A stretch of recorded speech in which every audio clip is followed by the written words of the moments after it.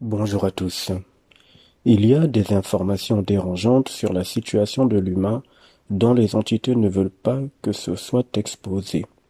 Les animaux, les humains ont un point commun très surprenant au niveau de leurs yeux. En effet, peu importe la couleur de l'iris, tout le monde ainsi que les animaux en grande partie ont une pupille noire. Cette pupille est ronde. En fait, il a été montré que c'est un trou profond qui n'a rien dedans. Ce n'est pas par l'iris que proviennent les images que l'humain voit. Toutes les images passent par les pupilles. Sauf que les pupilles sont un trou noir dans lequel il n'y a rien. Alors dites-moi, qui ou quoi voit à travers l'œil humain? Si déjà dans le quotidien, un humain se retrouve enfermé dans une chambre très sombre, très opaque, sans aucune lumière, la pièce est si sombre qu'il ne peut même pas voir son corps, ni même ses dents. Il est évident qu'un tel individu sera dans l'inconfort. Il ne voudra pas bouger, car il ne verra rien. Il sera envahi par toutes sortes d'idées ou d'émotions, et parfois même il sera envahi par la peur. Il restera figé, dans l'espoir qu'il y ait une lumière qui apparaisse, mais le constat sera évident, il ne verra rien. Je reprends ma question. Qui voit à travers l'œil humain?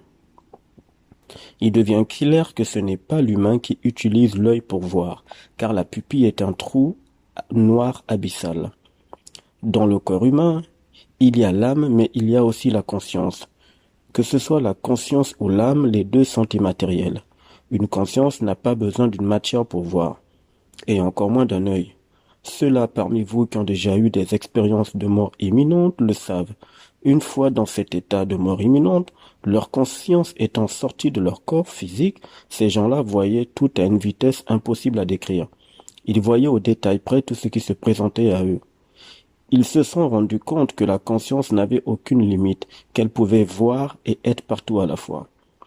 Dans ce cas, qui voit à travers l'œil humain? L'âme est une mémoire énergétique. Elle se déplace là où se trouve la conscience, puisqu'elle doit enregistrer tout ce que la conscience voit. L'âme est dans son rôle. De toute façon, comme la conscience, elle n'a pas besoin de la matière appelée œil humain. Alors je pose une fois de plus cette question. Qui voit à travers l'œil humain?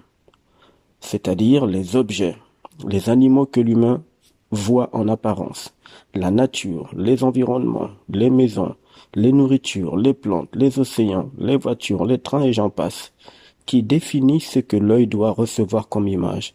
En fait, l'humain ne voit pas avec ses yeux.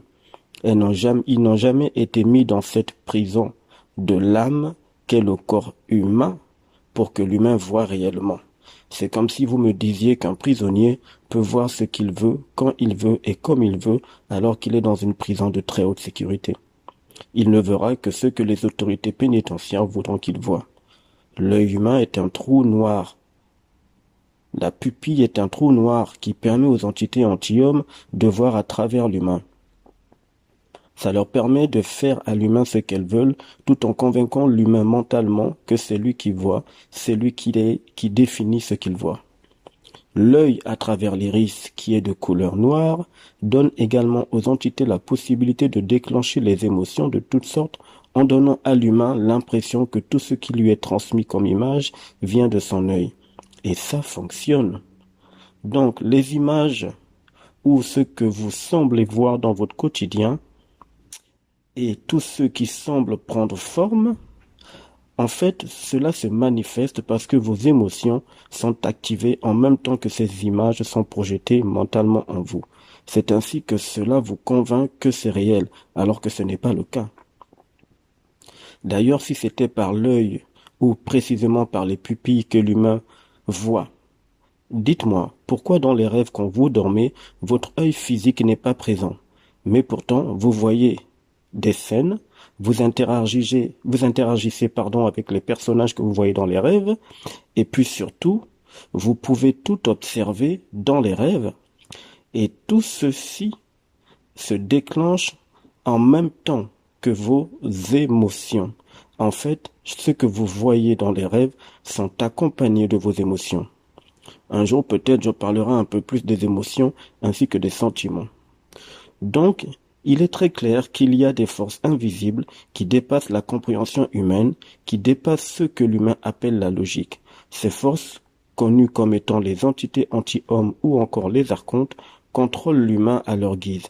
Ce sont elles qui voient à travers l'humain. Ce sont elles qui projettent, comme sur un écran de cinéma, tout ce que l'humain doit voir sous leur contrôle.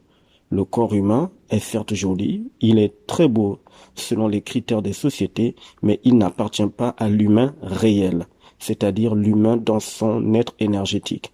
L'humain est une conscience, une âme enfermée dans le corps humain. Puisque ce corps est une prison, il est compréhensible que ce soit les gardiens de cette prison qui s'en servent, et non l'humain.